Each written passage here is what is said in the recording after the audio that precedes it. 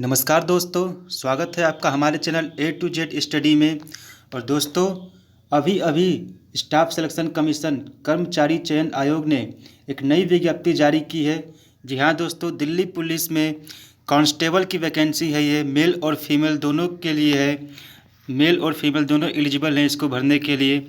तो दोस्तों, क्या है नोटिफिकेशन, क्या क्या उसमें चाहिए, सब कुछ हम लोग अभी अभी जानेंगे। इससे पहले मैं आप लोगों से रिक्वेस्ट करता हूं कि वीडियो को पूरा देखें और हमारे channel A to Z study को ज़रूर सब्सक्राइब करें ताकि आगे भी आपको नोटिफिकेशन प्राप्त होते रहें। तो चलिए आइए शुरू करते हैं। Date for submission of online application. दोस्तों, इसका जो फॉर्म भरा जाएगा वो 1 अगस्त से 7 सितंबर तक। जी हाँ दोस्तों, लास्ट डेट इसकी 7 सितंबर 2020 है। और आप 7 सितंबर 2020 को रात को 11:30 बजे तक फॉर्म भर सकते हैं। अब ऑनलाइन फ़ीस पेमेंट आप 9 सितंबर तक कर सकते हैं, रात को 11:30 बजे तक। आप चाहे तो ऑफलाइन चालान से भी आप पेमेंट कर सकते हैं। दोस्तों, जो इसका एग्ज़ाम का डेट दिया है वो आ गया है 27 नवंबर से 14 दिसंबर तक एग्ज़ाम होंगे इसके। 27 नवंबर से 14 दिसंबर 2020 तक इसके एग्ज़ाम कंडक्ट करा लिया जाएंगे। चलिए अब क्या है, पढ़ते हैं आगे क्या क्या जानकारी है इसमें। The staff selection commission will conduct an open competitive examination for recruitment of constable executive male and female in Delhi police as per the memorandum of understanding sign between Delhi police and the staff selection commission. दोस्तों, जैसा कि आप जानते हैं कि Delhi police में जो job है वो एक सेंट्रल गवर्नमेंट की जॉब है और स्टाफ सिलेक्शन भी सेंट्रल गवर्नमेंट के जॉब के लिए है। तो इनके अंदर जो भी अंडरस्टैंडिंग मेमोरेंडम बनाया गया उस हिसाब से यह वैकेंसी निकली है। स्टाफ सिलेक्शन ने निकाला ये वैकेंसी दिल्ली पुलिस के कांस्टेबल की। तो ये देखिए क्या है आगे।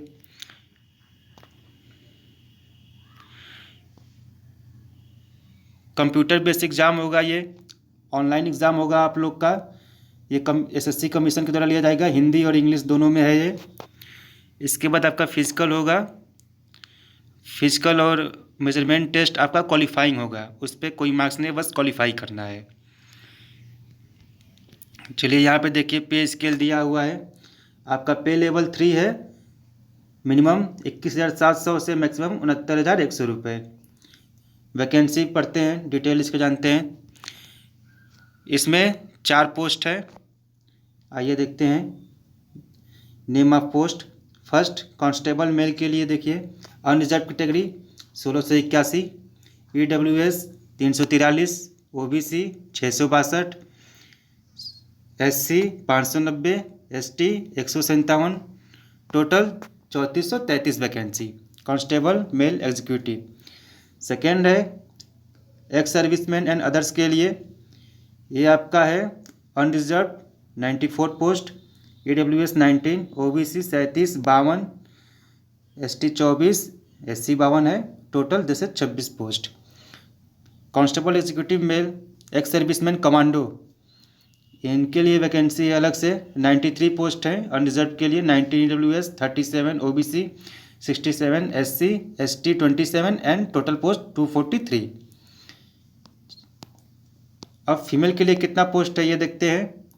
फीमेल के लिए है 933 पोस्ट है अनरिजर्व कैटेगरी के लिए। EWS के लिए 202 है, OBC 387, SC 328, ST 94 पोस्ट, कुल मिला के 1944 पोस्ट है। तो टोटल वैकेंसी जो है आपकी ये है 5,846। जी हाँ दोस्तों, बहुत बड़ी वैकेंसी है, 5,846 है। अभी से लग जाइए तैयारी में, आपका ज़रूर होगा। 10% vacancies are reserve for ex serviceman, इसमें से 10% आपका रिजर्व होगा एक्स सर्विसमैन के लिए। एंड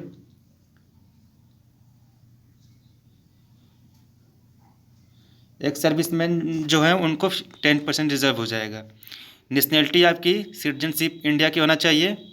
एज लिमिट क्या है देखते हैं। 1/7/2020 को आपका 18 ईयर कंप्लीट होना चाहिए। जी हाँ, और 1/7/2000 बाद 2 2/7/1995 से 1/7/2002 के बीच में आपका एज होना चाहिए। इसके बाद नहीं एलिजिबल होंगे आप। चलिए नेक्स्ट पढ़ते हैं। एज रिलैक्सेशन भी इसमें मिलेगा। SC ST के लिए 5 ईयर्स, OBC के लिए 3 ईयर्स, स्पोर्ट्स पर्सन है आप तो 5 ईयर्स। चलिए आगे बढ़ते हैं। डिपार्टमेंटल कैंडिडेट है आप, दिल्ली पुलिस के डिपार्टमेंट से अनरिजर्व्ड हैं तो आपको अप टू 40 ईयर्स, 40 साल की उम्र तक आप दे सकते हैं इसको। OBC के हैं तो 43 और SC ST हैं तो 45। Some sons and daughters of serving retired और deceased Delhi police personnel multitasking staff के लिए बच्चे हैं तो आपको 29 ईयर्स। ओके, चलिए नेक्स्ट पढ़ते हैं आगे। Ex serviceman SC ST OBC unreserved category, उनको भी यहाँ पे रिलैक्सेशन दिया गया है 3 वर्ष, 6 ईयर्स और 8 ईयर्स, जब आप रिटायर आ जाते हैं उसके बाद तक।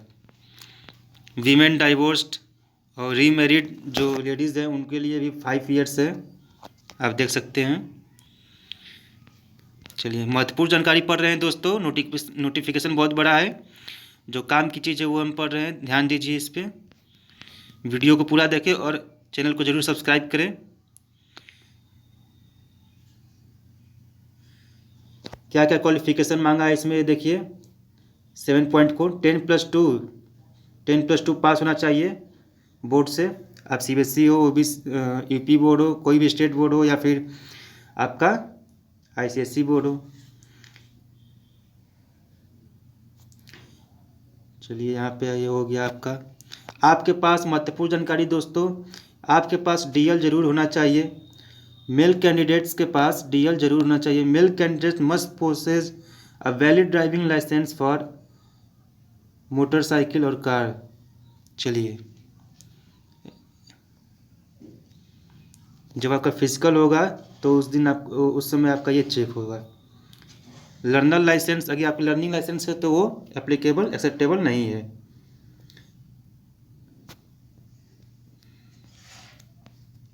नेक्स्ट दोस्तों, यहाँ पे आपका रिटन एग्ज़ाम में बोनस मार्क मिलेगा यदि आप NCC सर्टिफिकेट होल्डर हैं तो। यदि आपके C सर्टिफिकेट है तो आपको 5% मिलेगा बोनस, B है तो 3%, A है तो 2%। नेक्स्ट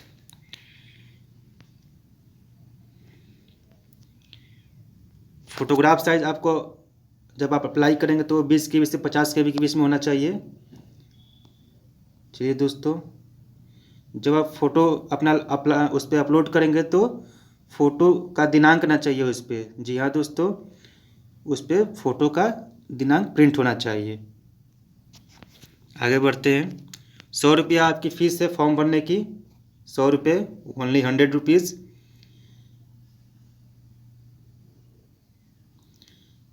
चलिए आगे बढ़ते हैं और कुछ पढ़ते हैं महत्वपूर्ण जानकारी। आपके सेंटर्स दिए हैं यहाँ पे देख लीजिए आप।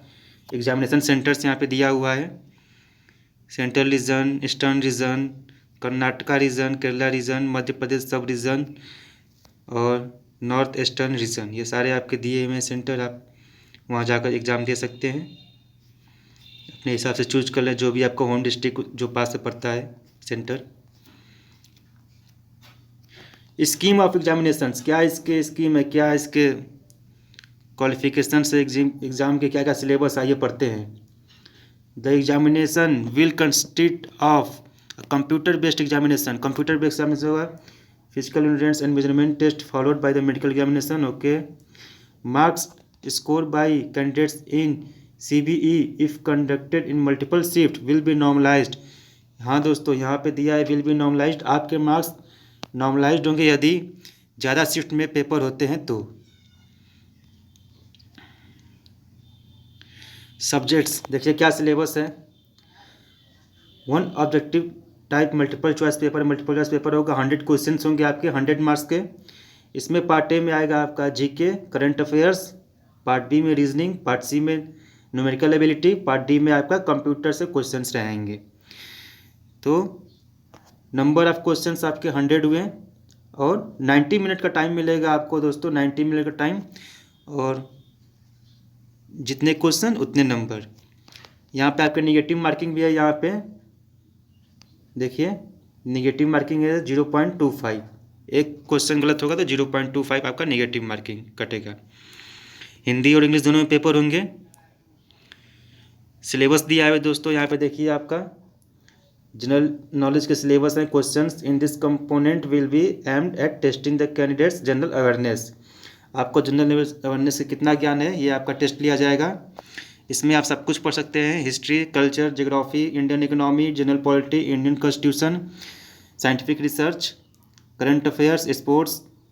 तो जीके में जितना टॉपिक होता है सब आएगा इसमें। आप तैयार रखिए। अपना रीजनिंग है इसमें देख ही रहे हैं, वर्बल नॉन वर्बल रीजनिंग आप तैयार कर लीजिए। न्यूमेरिकल एबिलिटी में आप अंकगणित लगा लीजिए। और मेंसुरेशंस है, एडवांस में आप मेंसुरेशन पढ़ सकते हैं, एडवांस चैप्टर जो है। और आपका कंप्यूटर है, ये थोड़ा ध्यान देना है।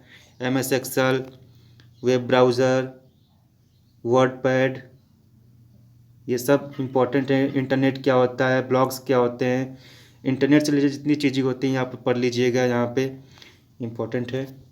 कंप्यूटर पे बहुत विशेष ध्यान देना है।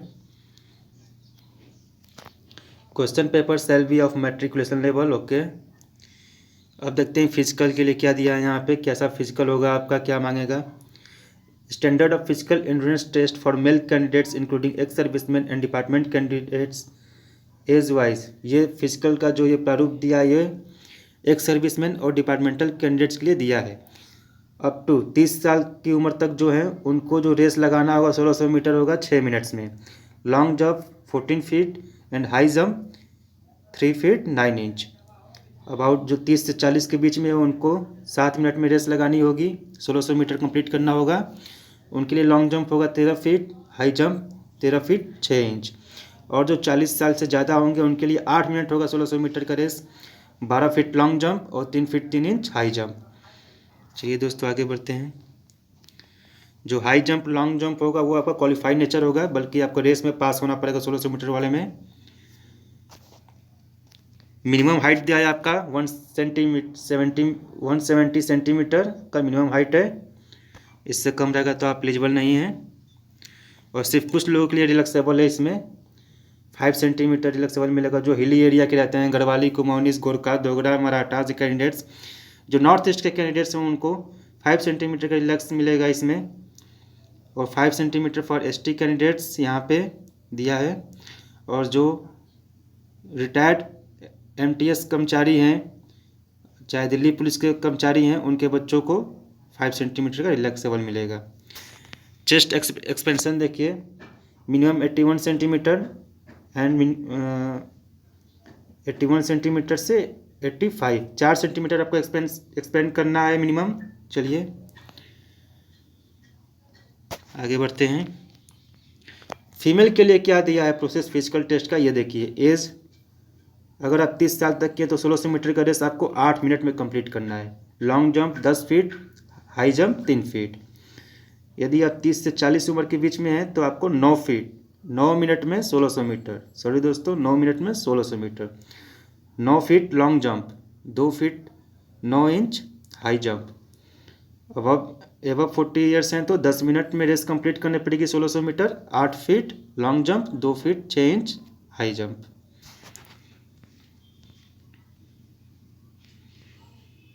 और लेडीज़ जो फीमेल कैंडिडेट्स हैं उनके लिए मिनिमम हाइट का प्रोसेस है यहाँ पे दिया है 157 सेंटीमीटर।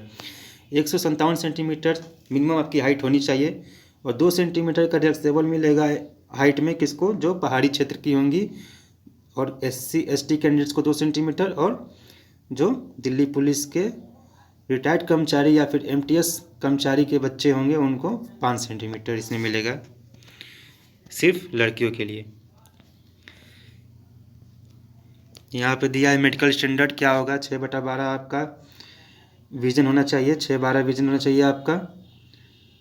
कोई भी आंखों में डिफेक्ट नहीं होना चाहिए। Both eyes should be clear, free from colour blindness and without any correcting like wearing glasses और surgery of any kind to improve visual activity. किसी प्रकार की सर्जरी नहीं होनी चाहिए।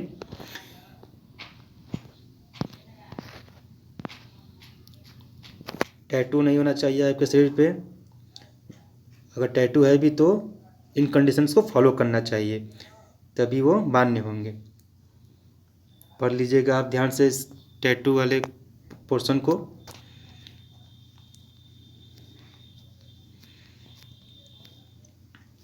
आपके पास एक आईडी प्रूफ ज़रूर होना चाहिए, या फिर आधार हो, या फिर वोटर, डीएल, पैन, पासपोर्ट, या फिर कॉलेज यूनिवर्सिटी का आई कार्ड हो, वो ज़रूर होना चाहिए। एक सर्विसमैन हो तो आपके इशू मिनिस्ट्री ऑफ डिफेंस से जो इशू किया गया है आपका आईडी कार्ड, वो होना चाहिए। और गवर्नमेंट एम्प्लॉय है तो आपके पास एम्प्लॉयर आईडी कार्ड होना चाहिए।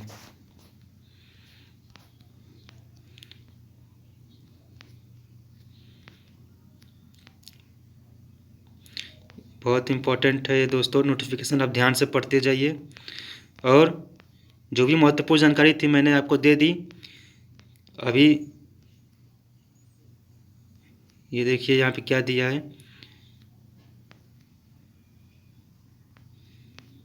चलिए दोस्तों आगे बढ़ते हैं। जो भी महत्वपूर्ण जानकारी थी वो मैंने आपको दे दी इस नोटिफिकेशन के। आप ज़रूर इस फॉर्म को भरें जल्दी से जल्दी और तैयारी में जुट जाएं। बहुत बहुत धन्यवाद दोस्तों हमारे वीडियो को देखने के लिए। Please subscribe my channel. धन्यवाद।